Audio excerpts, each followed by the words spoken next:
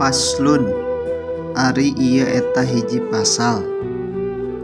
Arkanul imani ari pirang-pirang rukun iman eta sitatun aya genep.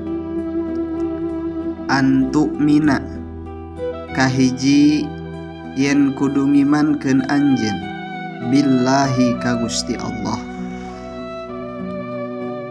wa malaikatihi sareng kadua kudu ngimankeun anjeun ka pirang-pirang malaikatna Allah, wa kutubihi sareng katilu kudu ngimankeun anjeun ka pirang-pirang kitabna Allah,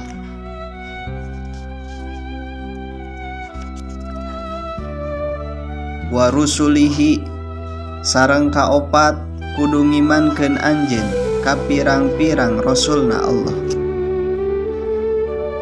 wa bil yaumil akhiri sareng kalima kudu ngimankeun anjeun kana poe akhir, wa bil qadari sareng kagenep kudu ngimankeun anjeun kana papasten, khairihi tegesna sae-saena papasten, wa syarrihi sareng awon-awonna papasten, minallahi ta'ala eta tetep ti Gusti Allah anu maha luhur.